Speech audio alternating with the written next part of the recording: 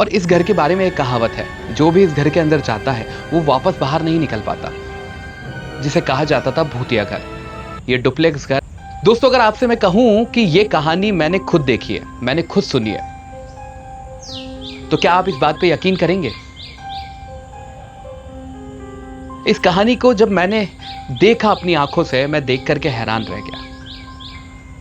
यह कहानी है अलीगढ़ की, उत्तर प्रदेश का एक ऐसा शहर जो अपने इतिहास के लिए जाना जाता है, जहां पे कई सारी चीजें दफने हैं, और उनमें से एक ये खुफिया जगह जो बहुत सारे लोगों से अनजान है, लेकिन वहां के लोकल निवासी इसके बारे में बाखूबी जानते हैं।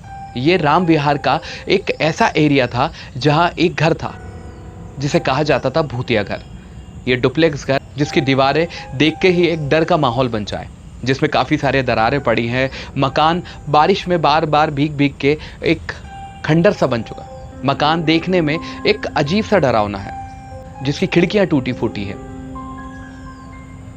और इस घर के बारे में एक कहावत है, जो भी इस घर के अंदर जाता है वो वापस बाहर नहीं निकल पाता। दोस्तों, इस कहानी की शुरुआत ऐसे होती है कि एक राहुल शर्मा नाम का लड़का है जो कि अलीगढ़ के अंदर नौकरी की तलाश में आता है, और नौकरी की तलाश के साथ साथ वो एक घर की तलाश भी करता है जहां उसे सस्ते में एक कमरा मिल जाए, एक घर मिल जाए जहां वो आराम से रह सके। राहुल को कहीं से पता चलता है कि एक 1500 रुपए में एक घर मिल रहा है, सिंगल नहीं डुप्लेक्स है, लेकिन काफी सालों से बंद है, और इस घर को भूतिया घर कहा जाता है।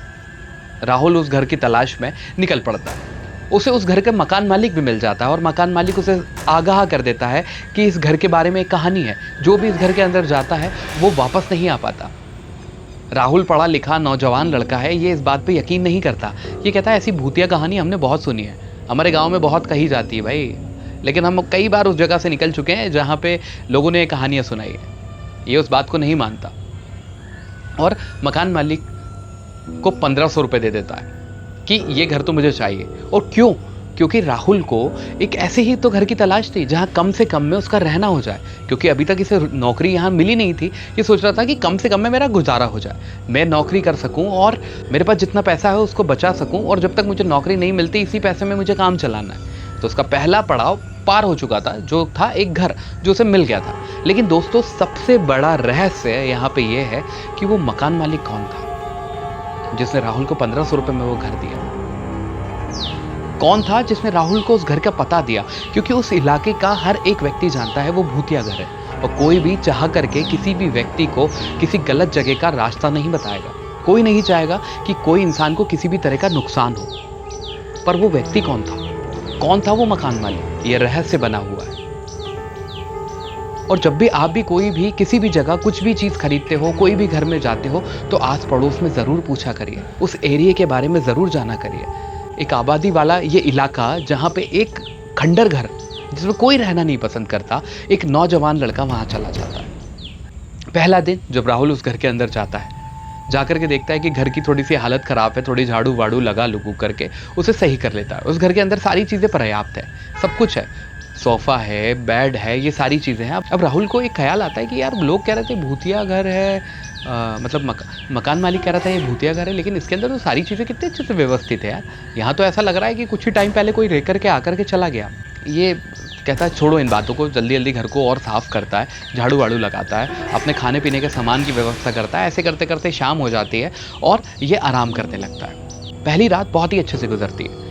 सुबह उठता है, फ्रेश फील करता है, खिड़की खोलता है। खिड़की के बाहर देखते ही ये देखता है कि लोग इसे बड़ा अनजान तरीके से घूर रहे हैं, और एक उनके चेहरे पे डर भी है। अब ये उन सब चीजों को इग्नोर करके अपने खाने वाना बनाने के उसमें लग जाता है और नौकरी की तरफ निकल जाता है। पहली रात बहुत ही अच्छी गुजरी। इसे लगा कि ये महज एक अफवाह है जिसकी वजह से लोगों ने यहाँ पे इस तरह की बातें बना दी है। अब दूसरे दिन की शुरुआत होती है और इसे आज भी नौकरी नहीं मिलती है। शाम को फिर अपने रूम की तरफ बढ़ता है, लेकिन आज रात को अचानक चलते चलते पंखा बंद हो जाता है। रात को इसकी नींद खुलती है और इस बार ये महसूस करता है कि खिड़की से कोई अंदर की तरफ झांक रहा है, कोई इसे घूर रहा है। ये उठ करके पूछता है कौन है, कौन है वहां पे? तभी अचानक से वो जो व्यक्ति झांक रहा था वो वहां से चला जाता है। खिड़की के बाहर ये देखता है इसे कोई नजर नहीं आता। आसपास जो मकान बने उनमें लाइट जल रही है, लेकिन कोई इंसान इसे नहीं दिखता। इसे लगता है शायद कोई व्यक्ति देखने आया होगा कुछ। लेकिन तभी अचानक से इसका फोन बजता है। ये फोन उठाता है और फोन पे से आवाज आती है, कल तो सो गए थे लेकिन आज नहीं सो पाओगे। इसे लगता है कि शायद कोई यहाँ पे मस्ती मजाक कर रहा है, पर मेरा नंबर मिला कैसे होगा इसको। बस ये बोल करके वापस से वो खिड़की खोल करके सो जाता है ताकि उसे हवा आए। लेकिन इस बार उसे महसूस होता है कि इस कमरे में मैं अकेला नहीं हूं, मेरे साथ कोई और भी है।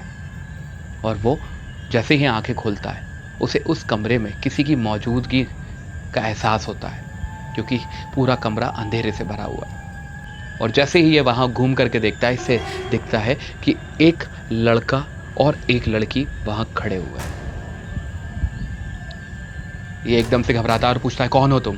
तभी अचानक से घुंघरू की आवाज आती है और ये पीछे मुड़ करके देखता है, वहां से एक औरत दौड़ती हुई आती है और सीधे इसकी तरफ वो बड़ी चली आती है। और जैसे ही पास में उसके आती है, ये उसे देख करके घबरा जाता है। उस औरत ने पूरे चेहरे पे सिंदूर लगा रखा है, लाल सिंदूर। और ये उसे देख करके एकदम से अपने बिस्तर के ऊपर गिरता है। तभी सब लोग गायब हो जाते हैं, कोई भी वहां नहीं बचता। जैसे तैसे ये उस घर से बाहर निकलने की कोशिश करता है, लेकिन बाहर से दरवाजा किसी ने बंद कर दिया है। तभी इसकी फोन की घंटी बजती है और ये फोन की तरफ आगे बढ़ता है। फोन इसकी माँ का था। वो पूछती है, ये फोन उठाता है और बोलता, हाँ माँ, माँ बोलिए। इसकी माँ बोलती, बेटा घबरा क्यों रहा है, क्या हो गया? ये अपनी माँ को कोई वाक्या बताता। तभी अचानक से इसकी आंख लग जाती है और ये दूसरे दिन सुबह उठता है, दूसरे दिन की सुबह। अब जब ये उठ करके देखता है, इसे समझ में नहीं आता कि ये सपना था या सच था। ये अपना फोन उठा करके देखता है कि मेरी माँ का कॉल आया था कि नहीं आया था, तो इसे कोई कॉल नजर नहीं आता उसमें। तो इसे लगता है कि शायद मैं सपना ही देख रहा था। अब ये फिर से नहा धो करके तैयार होकर के अपनी नौकरी की तरफ निकल जाता है। इसे आज नौकरी भी मिल गई और ये बहुत खुश है कि आज मुझे नौकरी मिल गई और मेरी नौकरी की शुरुआत हो गई है। और इतनी अच्छी सैलरी में इतनी अच्छी नौकरी मुझे मिल गई, एक सस्ता घर मिल गया, नौकरी मिल गई, बहुत ही अच्छा। अब ये भूल चुका है कि कल का मेरा सपना क्या था। ये वापस अपने घर आता है। घर आने के बाद ये हाथ मुंह धो करके अपने खाने बनाने की तैयारी में लग जाता है। फिर से इसे अचानक से ऊपर वाले कमरों में से कुछ छन छन की आवाज आती है, जो कल रात को आई थी। अभी रात के लगभग 8 बजे होंगे और इसे ये सारी आवाजें आने लगती है। ये जल्दी से ऊपर जाकर के देखता है तो इसे वहां कोई नजर नहीं आता। जब ये देखता है कि उस कमरे में काफी धूल है और इसे पैरों के निशान नजर आते हैं, और इस बार उन निशानों को देख करके ये काफी घबरा जाता है। लेकिन इसे तभी एक चीज याद आती है कि मेरी माँ ने मुझे कुछ दिया था, एक संदूक दिया था और कहा था कि बेटा इसे अपने घर पे पवित्र स्थान पे रख देना, ये तेरी हमेशा रक्षा करेगा।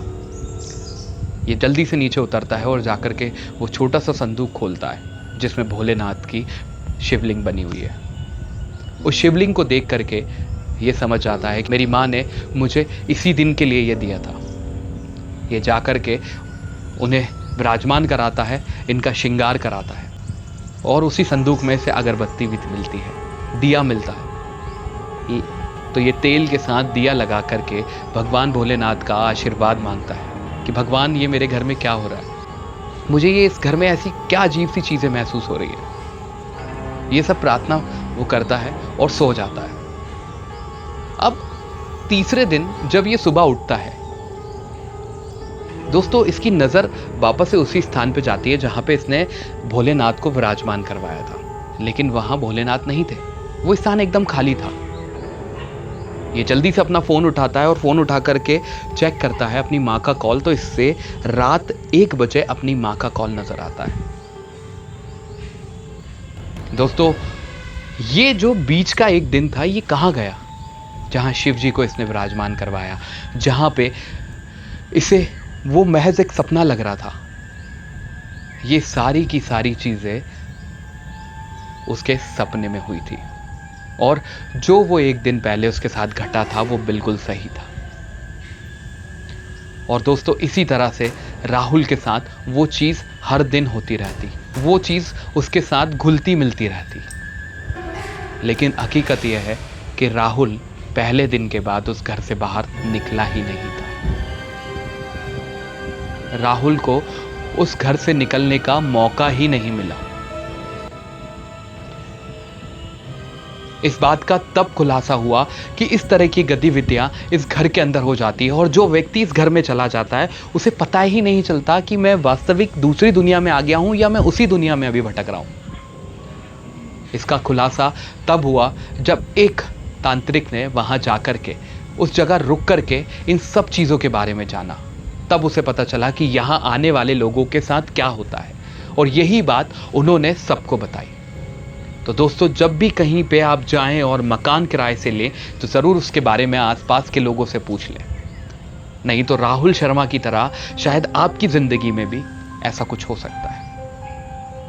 इस कहानी को जब मैंने वहीं जाकर के जाना तब मुझे इस कहानी के ऊपर यकीन हुआ, क्योंकि इस बारे में अब उस इलाके का हर एक बच्चा जानता है और अब वहां जाने की कोई हिम्मत नहीं करता। लेकिन ना जाने कब आपका बुलावा आ जाए, आपको वो घर बुला ले। इसलिए जब भी किसी इलाके में जाएं तो उसके बारे में ज़रूर जान लें। और ऐसी ही कोई कहानी आपके पास हो, आप मेरे को ज़रूर भेजिए, मैं उसे भी आप सब तक पहुंचाऊंगा। मैं हूं सचिन ठाकुर आपके साथ। जय हिंद।